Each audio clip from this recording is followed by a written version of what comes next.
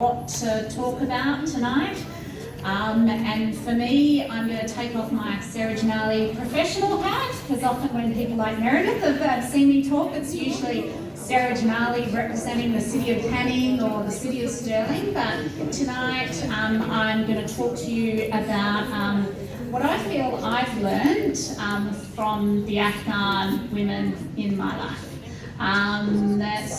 Some of you may know that my husband's from Afghanistan. We've been married for about 20 years now, so I've had the privilege of having been involved in the community for some time now.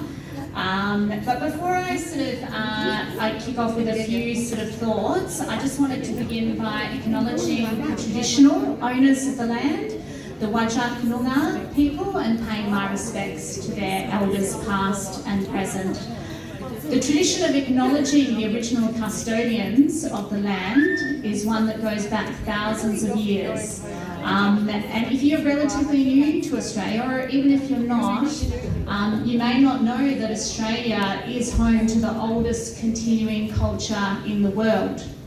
Now, as an Australian, this is something that I feel really proud of.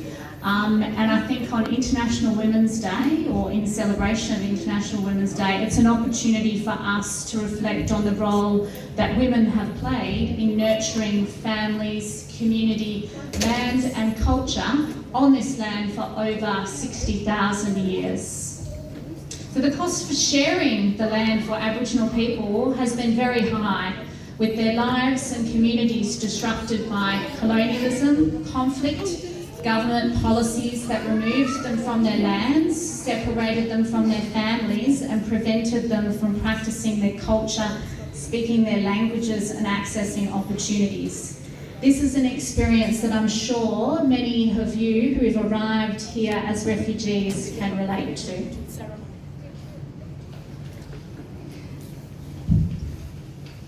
So I'm really grateful today that we're able to be here sharing this land and this space together, living our lives together as women in this land of opportunity.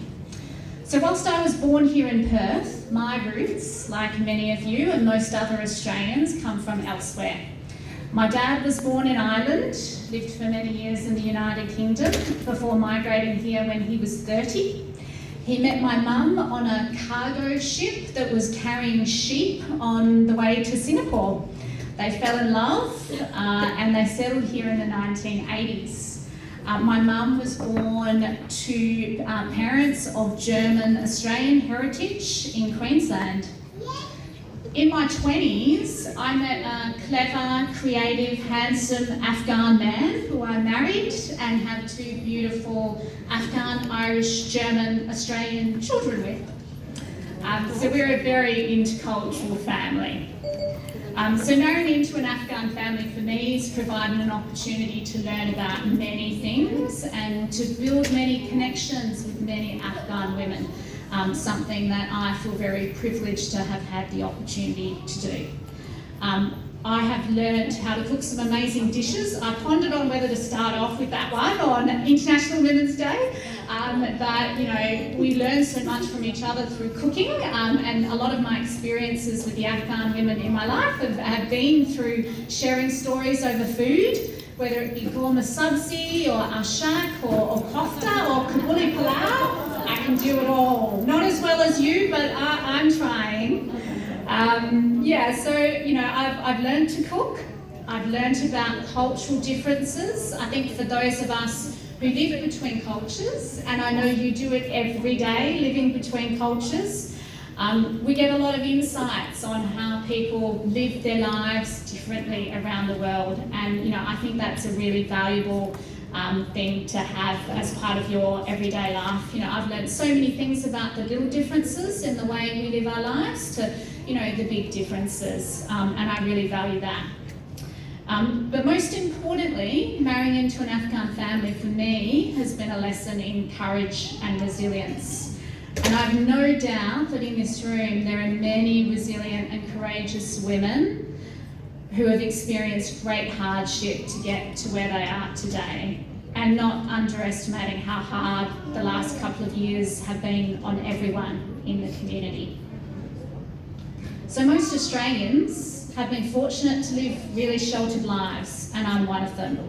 With very little experience of war, most of us experience very few challenges in getting our basic needs met. When we leave home, we expect to come home, and when we travel elsewhere, it's generally almost always a choice.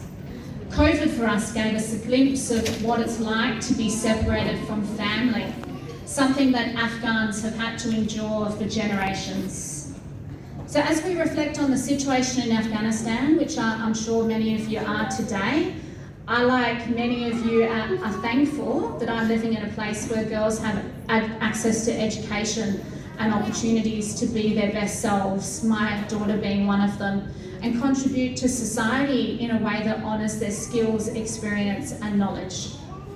As we celebrate International Women's Day together, I'd like to acknowledge you, your courage and your resilience, the sacrifices that you make as you strive to support your families and your community, the strength that you show in the face of loss, separation, uncertainty, the determination you have to overcome the many challenges that you face to create a better life for yourselves, your daughters, your communities, and the power of your voices when you speak up for the rights of other women who do not have access to the same opportunities that you do. And I know many people here have spent lots of time advocating for people back home.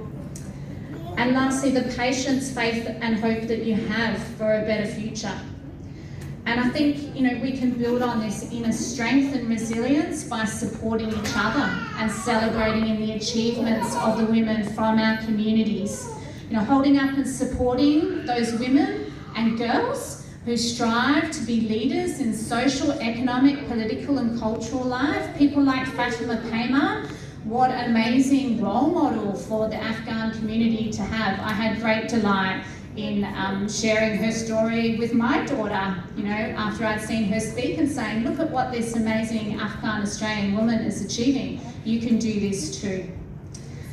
So I'd just like to thank you for inviting me along tonight. Again, I'm very humbled and grateful to have had the opportunity to be part of your community for so long.